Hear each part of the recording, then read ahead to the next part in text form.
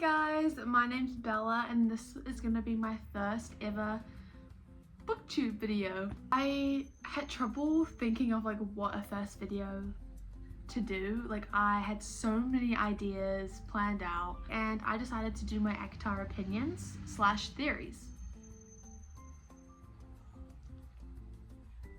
Alright. I'm going to start with my ACOTAR opinions and then towards the end of the video I will do my ACOTAR theories. I only have like 2 or 3 theories.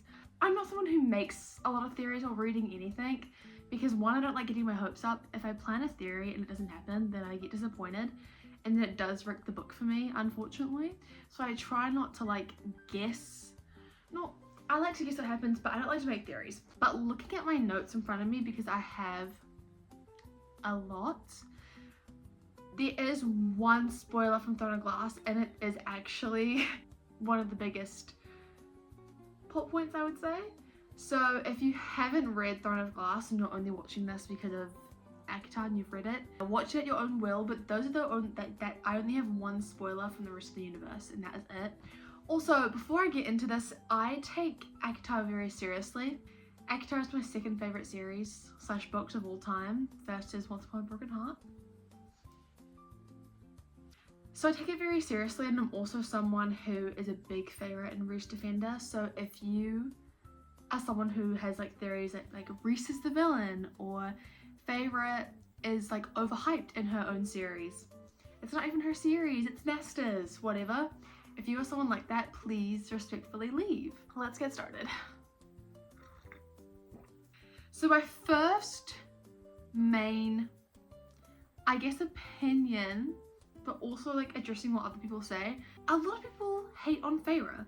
So I guess that's kind of my first topic. I'm gonna defend her, but she doesn't need defending. She's like a queen on her own. So I guess I have so many notes. It's like overpowering me right now. I don't know where to start. I've seen people say Feyre is not a baddie. I've seen people say Feyre is like not a badass FMC. She like, why did she have the first 3 books in her POV? Like why? Are we talking about the same Feyre? Because like what? People like step down on Feyre just because she's stable and then she's a badass when needed, right? She is literally underrated in her own series and I find that really, really confusing. Are people also, when people comment on like her power aspect or saying she's not powerful, are we talking about the same girl? Because she has literally the power of every single Fae.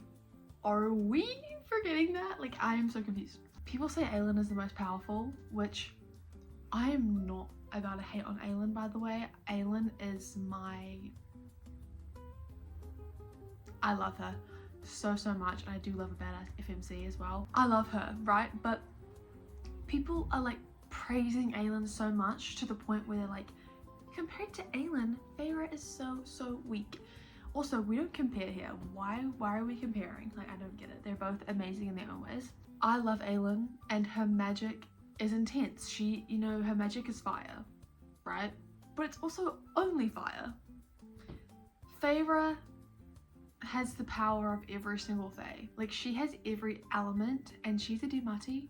And kind of linking with her powers, people love to say Feyre doesn't know how to use her powers. Feyre is still weak. We don't know if she's been practicing since the war, because the thing is, when Feyre got all her powers from when they brought her back from the dead in the first book, she's had no time to try to adapt to her new abilities. She's had no time to like learn how to use it, because as soon as she got back from the mountain with these new powers, one, are we forgetting that Tamlin never let her use them or even speak of them? Like Tamlin refused to let her do anything related towards her powers. So she had no time when she was at the Spring Court to experiment, and also she was going through insane trauma and PTSD. And then as soon as she gets out of the Spring Court and goes into the Night Court in Valaris, everyone's dealing with the Hybrid stuff, the war and everything. When does she have time to really truly figure out her powers? But also, then again, throughout that, she still uses it a couple times. Like, remember that whole fight in Valaris? Am I thinking of the right thing? Yeah. And we also haven't had a POV in a hot minute. So even when the war has finished, we didn't get her whole POV during A Court of Frost and Starlight, and we didn't get her POV at all during A Court of Silver Flames. So we have no idea what she's really been up to. Also, even during that, if she hasn't been working on her powers, this girl was pregnant. People are so quick to judge. Okay, now I'm gonna kind of move away from the power because I feel like, and like her weaknesses and strengths, because I feel like I've covered that decently well. Let's talk about her aura. I have lots of bullet points on all her aura moments, all her moments that just need to be talked about, and why she is that girl. So number 1, Feyre gained the respect and also became crucial allies with the Surreal, the Weaver, the Bone Carver, and Byraxes, I hope I'm saying that right, to help win the war. The Lord of Bloodshed, Castian, is scared. Alright, like, I don't need to explain on that. That's an aura, that's aura. She fell thousands of feet out of the sky to unalive the Adder and stabbed him 3 times and said, "I'll see you in hell." That's aura. She hunted down the most powerful High Lord after he was kidnapped by smelling his blood in the woods, unalived the Hybrid soldiers, and saved him. This was all in one part, by the way. Then tracked down the Surreal to keep him alive. Aura. Yelled at all the High Lords to bring her mate back from the dead. That's aura. Like, what do you mean yelling at the High Lords? Come on, you gotta have some balls to do that. When she fed Anath to the Weaver and called her dinner. Was the human under the mountain who rescued everyone and went through trials no one thought she would make it out of. But she survived and came out on top. Aura. She was a human, by the way, that everyone calls weak. Threw a shoe at the most powerful High Lord that, yes, did become her husband, but once again, she barely knew him, so she had balls. Aura. Got the Night Court to bow to her as the first ever High Lady. That's aura! That's aura! That's aura! When she was under the mountain, she threw a bone shard at Amarantha and flipped off Reese. The most powerful High Lord, by the way. She's just full of aura. Came back from the dead. Do I need to elaborate? Aura. Went and spied on her abusive ex-boyfriend and took down his whole court. I don't even need to say the word, alright? And the list goes on and on and on. I'll be actually reading the same series and people say she is not amazing. We've moved on from Feyre's aura list. We're gonna go on to Nesta and Feyre because I know there's a lot of opinions surrounding Nesta. Nesta, yeah, 100%, and Nesta and Feyre, people compare them. Let's get started on that topic. People say Nesta has more aura. Why? Because she's meaner. Before I get started on this topic, I may say some controversial things and things that make me sound like I am a Nesta hater. I'm not a Nesta hater. I'm not. I really am not. When I say that, I sound like I'm lying. I really am not, and I have empathy for. I'm such an empath, and when the next stuff I say is not gonna sound like it.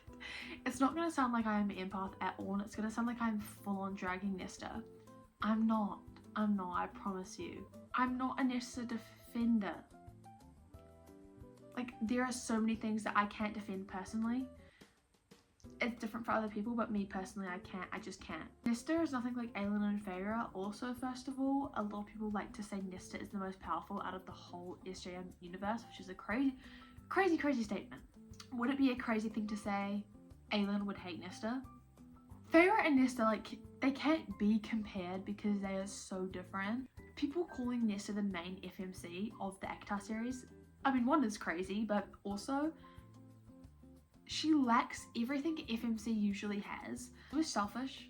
She was very hateful. Coming from someone who has been through a lot of trauma, which is Nesta, she's been through a lot of trauma. You would think she would have empathy towards everyone, right? No, she doesn't. Now, I'm gonna get onto theories, and I only have 2 theories. But one more thing about my ACOTAR opinions, and I'll touch really briefly on this because I feel like it doesn't need a big explanation. There are people, and this kind of also leads on to theories, there are people who think Rhysand is evil. Reese, are we actually talking about the same Reese? Reese, and I quote, said to Feyre, "I would have waited 500 more years for you, 1,000 years, and if this was all the time we were allowed to have, the wait was worth it."